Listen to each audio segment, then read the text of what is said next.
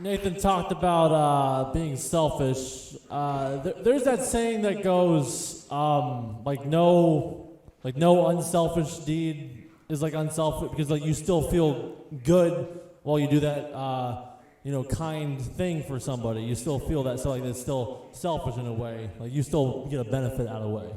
Well, here's the thing, guys. I'm gonna disprove that for you. Because I once accidentally lost a $20 scratch-off lottery ticket, and if somebody got that from me, then that's a kind act right there. I feel fucking awful about it. I don't feel good whatsoever. That might just be the most unselfish act that there is. Brought to you by JT Cage. Fucking got him. All right. We're going to keep this comedy train rolling, everybody. On deck, we got Mr. Austin Ingalls. Coming up to the stage right now, Tori House, everybody. Tori House. Keep it going for JT Cage, guys. So I am currently unemployed and getting ready to go back to school. Thank you. More importantly, I'm getting ready to go back to law school. So I'm studying for my LSATs. And so during the day, I'm supposed to be looking for a job.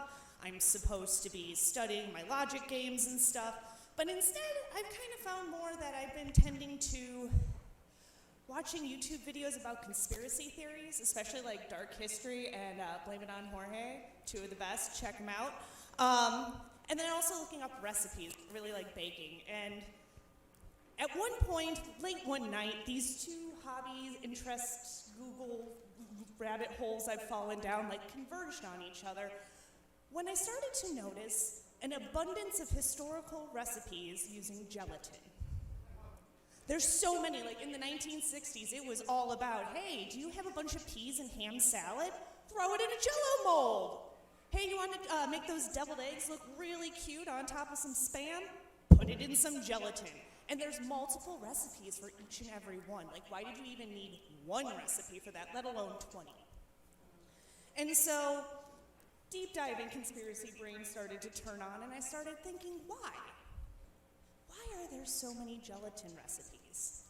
And why do they all seem to circumvent around the 1960s? And I think to myself, well, gelatin is made out of horses. And I look it up, and technically that's not true. Gelatin is made out of bones, but not horses' bones. But that's what they want you to think. They want you to think that that's an old wives' tale, but I'm going to tell you what the U.S. Army is not telling us.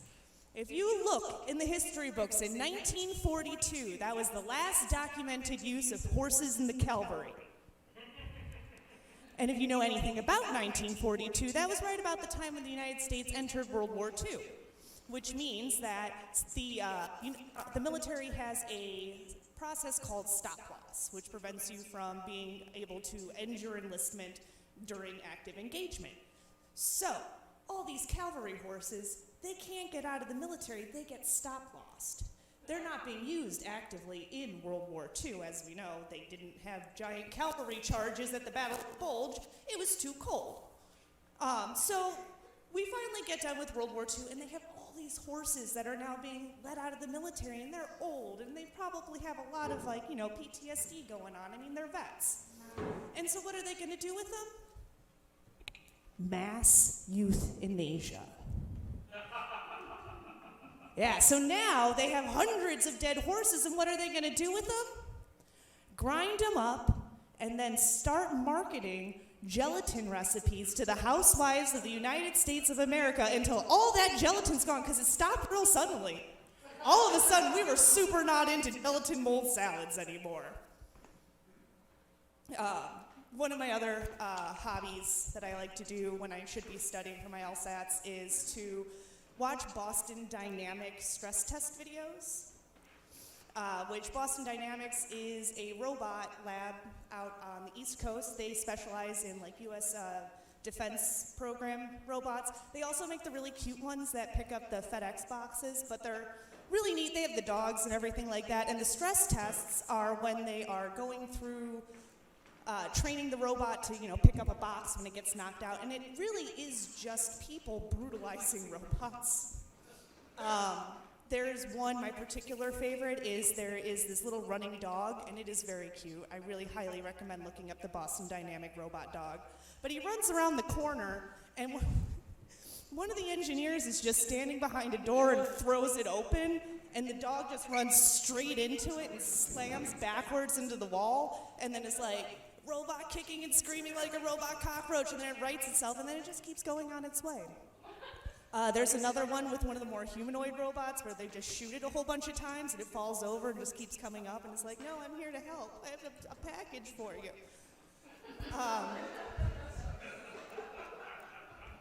But I like my conspiracies. And because of this, and because I have seen Matrix, I am always very careful to be very kind to my Alexa smart speakers. I don't curse at her. I say please and thank you all the time.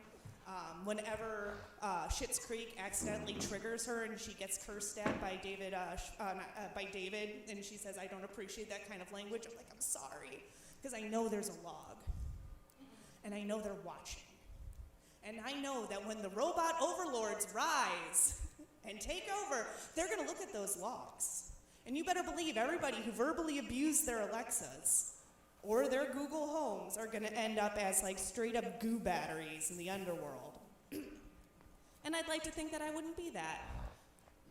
But I think watching my robot abuse porn videos might just get me sent down to goo battery level.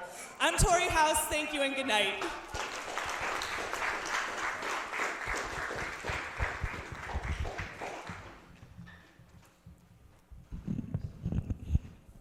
Tory House, everybody.